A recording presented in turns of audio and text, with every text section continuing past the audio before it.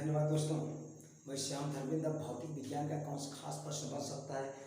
जैसे 2 चैप्टर है इसमें, प्रकाश और विद्युत। प्रकाश और विद्युत। प्रकाश क्या है? प्रकाश एक प्रकार की ऊर्जा है जो हमें वस्तु को देखने में सहायक होती है।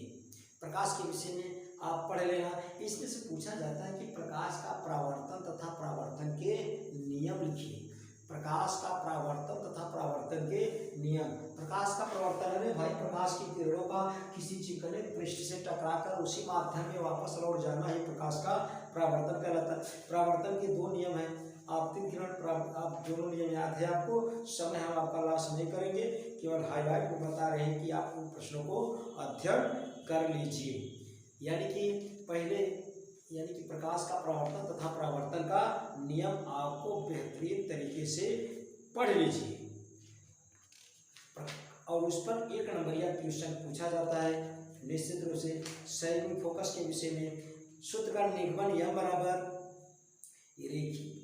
बराबर जैसे फोकस दूरी तथा वक्रता त्रिज्या में संबंध यम बराबर r/2, यम बराबर -v/u।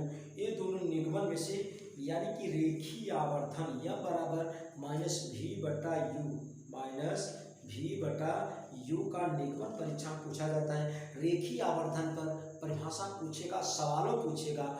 रेखीय प्रतिबिंब की लंबाई तथा वस्तु की लंबाई के अनुपात को रेखीय आवर्धन कहते हैं। रेखीय आवर्धन का कोई मात्रक नहीं होता। तमाम कंडीशन बताया गया है कि यम ग्रेटर देन 1, यम लेस देन 1, तमाम बात आप पढ़िएगा, उस पर सवाल पढ़ लीजिए। निश्चित रूप से सवाल पूछा जाएगा रेखीय आवर्धन पर। रेखीय आवर्धन पर परिभाषा सवाल निश्चित रूप से। प्रकाश का अब जैसे अभिलंब के विषय में पूछा जाता है, विरल माध्यम सघन माध्यम क्या है? अरे भाई, जहाँ माध्यम के कर दूँ भाई, सघन माध्यम विरल माध्यम में प्रकाश का किरण कैसे अभिलंब से दूर हटता है, कब अभिलंब की ओर सटकर कब जाता है। आपको कहने का मतलब बेहतरीन तरीके से पढ़ लेना है। प्रकाश का अपवर्तन का नियम पढ़ लेना है। प्रकाश का अपवर्तन का परिभाषा। अरे भाई, अपवर्तन परिभाषा, जब प्रकाश किरण अपने एक माध्यम से दूसरे माध्यम में अगर प्रवेश करती है तो अपने मार्ग से विचलित हो जाती है। एक माध्यम से दूसरे माध्यम में प्रवेश करे तो अपने मार्ग से थोड़ा सा विचलित हो जाती है। यही घटना प्रकाश का अपवर्तन कहलाता है। अपवर्तनांक पर टिप्पणी आ जाता है कभी काल, निश्चित है, पढ़ लीजिए। लेंस किसे कहते हैं? लेंस, अरे भाई, लेंस किसी यानी कि 2 पारदर्शी पृष्ठों से घिरी हुई आकृति को हम लेंस कहते हैं। लेंस की क्षमता, फोकस दूरी की वितरण को लेंस की क्षमता कहते हैं। लेंस की क्षमता पर सवाल फिर से पूछे जाएगा। लेंस की क्षमता का मात्रक क्या होता है? डायोप्टर होता है, उस पर सवाल बनेगा। लेंस की क्षमता पर सवाल स्पष्ट निश्चित रूप से पूछा जाएगा। कहने की तो बात ही नहीं है भाई।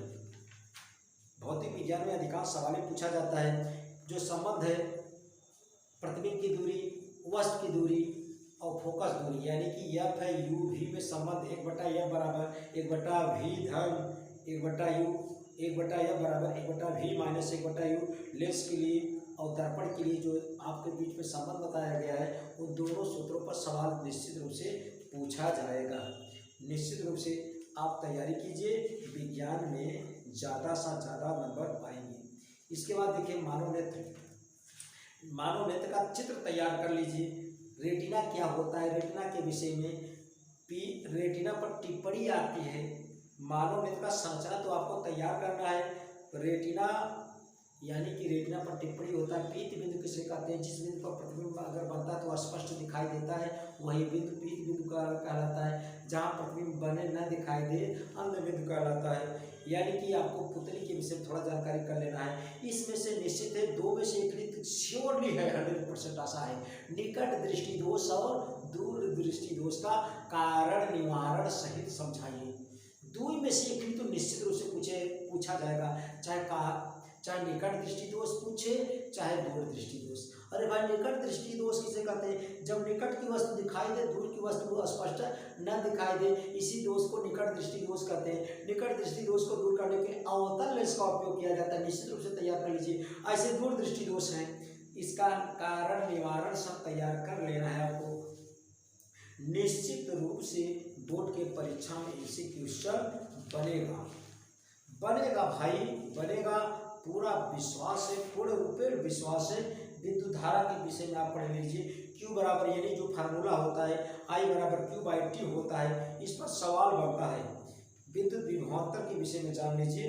और जो बताया गया था आपको विशिष्ट प्रतिरोध, विशिष्ट प्रतिरोध, विशिष्ट प्रतिरोध का मात्रक क्या होता है, और वे कारक जिन पर किसी चालक का प्रतिरोध निर्भर करता है, जैसे लंबाई पर निर्भर करता है, क्षेत्रफल पर निर्भर करता है, पदार्थ की प्रकृति पर निर्भर करता है, ताप पर निर्भर करता है, बताया गया है वीडियो में, आप निश्चित रूप से देखिए। और ओम का नियम, यदि किसी चालक की ओम का नियम तथा सत्यापन फिक्स है पूछे जाएगा। ओम का नियम किसे कहते हैं, उस पर सवाल पूछा जाता है। यदि किसी चालक की भौतिक अवस्था न बदले तो चालक के सिरों के बीच लगने वाला विभवांतर उसमें प्रवाहित धारा के समानुपाती होता है। सत्यापन, ये सब परीक्षा में, ये सब वीडियो अपलोड कर दिया गया है, परीक्षा में निश्चित रूप से पूछा जाएगा। प्रतिरोध भाई, प्रतिरोधकों का संयोजन, उसमें श्रेणी संयोजन और समांतर संयोजन का हम बताए थे। इसे या ढंग से अगर प्रतिरोध जोड़ते हैं तो यह श्रेणी संयोजन कहलाता है, श्रेणी संयोजन कहलाता है, कोची लगा दिया जाता है। समांतर संयोजन के विषय बताया गया था। तमाम प्रतिरोध का पहला एक जगह, दूसरा सिरा दूसरे जगह जुड़ता है। देखिए इनका पहला एक जगह, दूसरा एक जगह, तो यह समांतर संयोजन होगा। इन दोनों संयोजनों का निगमन पढ़ लेना है आपको, और निश्चित रूप से सवाल इस पर निश्चित आएगा, चाहे श्रेणी संयोजन संबंधित चाहे समांतर संयोजन संबंधित, आपको सवाल निश्चित रूप से तैयार कर लेना है। समय कम है आपके पास। विद्युत धारा का तापीय प्रभाव यानी कि W बराबर VIT, W बराबर I²RT, W बराबर V²T/R, जो तमाम फार्मूला बताया गया है उस पर सवाल फिक्स है पूछा जाएगा, फिक्स है पूछा जाएगा भाई। किलोवाट घंटा किसका मात्रक है, आपको तैयार कर लीजिए। आप जानते हैं किलोवाट घंटा ऊर्जा का मात्रक होता है, इस पर सवाल पूछा जाता है। यानी कि विद्युत धारा का जो चुंबकीय प्रभाव चैप्टर है उसमें से चुंबकीय बल रेखाएं आपको पढ़ लेना है। चुंबकीय बल रेखाओं पर टिप्पणी आ जाती है परीक्षा में, टिप्पणी पूछा जाता है। जो दाएं हाथ का अंगूठे का नियम, बाएं हाथ के अंगूठे का नियम आपको बेहतरीन ढंग से पढ़ लेना है। धारावाही परिनालिका के विषय में पढ़ लेना है, धारावाही परिनालिका। विद्युत मोटर निश्चित रूप से तैयार कर लीजिए। विद्युत मोटर एक ऐसी युक्ति है जिसके द्वारा विद्युत ऊर्जा को यांत्रिक ऊर्जा में परिवर्तित किया जाता है। विद्युत मोटर एक ऐसी युक्ति है, विद्युत मोटर क्या करता है यह, जिसके द्वारा विद्युत ऊर्जा को यांत्रिक मतलब कार्य करने वाली क्षमता में बदल देता है। आपका इनका संरचना तैयार कर लीजिए, कार्यविधि विद्युत मोटर का तैयार कर लीजिए। उधर जनित्र के विषय में आप तैयार कर लीजिए। जनित्र के विषय में जो बताया गया था, फैराडे संबंधित प्रत्यावर्ती धारा जनित्र और दिष्ट धारा जनित्र, निश्चित रूप से दूठी में सीखनी तो निश्चित रूप से पूछा जाएगा। प्रत्यावर्ती धारा जनित्र तथा दिष्ट धारा जनित्र, दोनों में से प्रत्यावर्ती धारा जनित्र ज्यादा पूछा जाता है। कौन पूछा जाता है, प्रत्यावर्ती धारा जनित्र पूछा जाता है। इसके बाद थोड़ा सा प्राकृतिक संसाधन का जो चैप्टर है आपसे जो अलग से पूछा जाता है उससे संबंधित आपको पढ़ लेना है। ये सब खास प्रश्न हैं। अब हम अगले वीडियो में निश्चित रूप से पूर्ण रूपेण से केवल एकदम जो बोर्ड की परीक्षा में प्रश्न पूछा जाएगा जिस मॉडल में, अगले वीडियो में हम निश्चित रूप से अपलोड कर देंगे कि बोर्ड की परीक्षा में क्या पूछा जाएगा। रसायन विज्ञान, जीव विज्ञान और जो भौतिक विज्ञान, तीनों के इम्पोर्टेंट हम तो हाईलाइट में सब चैप्टर के विषय में यानी कि रसायन, भौतिक और जीव विज्ञान के विषय में हमने बताया। अब क्या करेंगे, अब तीनों से जो बोर्ड के परीक्षा में 27 फरवरी के दिन आएगा वही क्वेश्चन को अगले वीडियो में अपलोड कर देंगे। धन्यवाद दोस्तों।